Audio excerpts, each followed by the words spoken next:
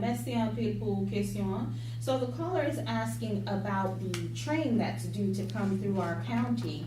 She says that she understands that Martin County is fighting tooth and nail for it not to come through, and she wants to know what in your opinion are the advantages and disadvantages for it to come through, and she wants to know why don't people think that, in her opinion, she thinks that it'll bring more economic development and more business to the area and more people to the area, and what's the friction between that project? In a normal situation, and I want to say we had the opportunity to have Amtrak passenger service. It was only about 6-7 years ago.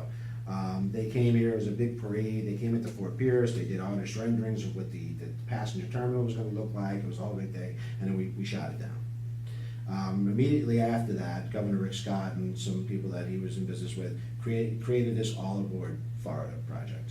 And the All Aboard Florida project is supposed to be high-speed passenger rail, which you really can't have because it's going through communities. So it's Neighborhoods, it's not going to be high-speed. And what they're doing is it's basically a ruse to expand the existing tracks that they have, double and triple tracking in some areas, so that they can handle more freight.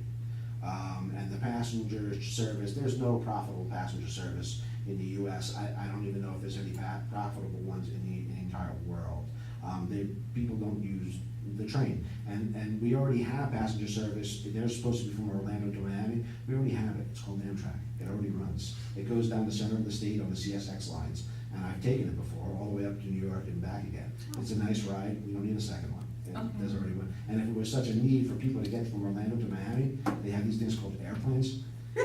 And they're a lot quicker and just as cheap as the train. So really the idea is for them to carry more freight, which I'm not against. Right, because my next question to that was, well, if all this manufacturers coming in here, wouldn't it be easier to move? Absolutely, and we have a rail spur at the Avenue M extension, and that's one of the selling points to people who want to do business. So we are going to use that, Sure, not just absolutely.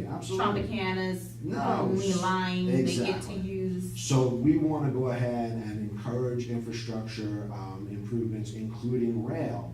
However, the rail that they're looking to do is going to be disruptive to the way of life that we have here along the coastline.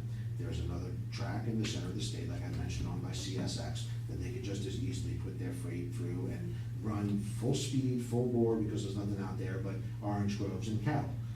But when you're running through downtown Fort Pierce, downtown Stewart, you're going over these old bridges, a 75-year-old bridge down there over the St. Lucie River, it gets dicey. Right. And there could be some dangerous, there's environmental issues where it's impacting the environment. And I can say to the caller that there's no real benefit here to St. Lucie County because we'll have no passenger terminal here in St. Lucie County, nor will there be any freight terminal here in St. Lucie County. So the only way that we'll get any money from All Aboard Florida is if people throw cash out the window. So that's the reason why we're against it. All right, that I'm going to translate. So, Patrick DeCosta.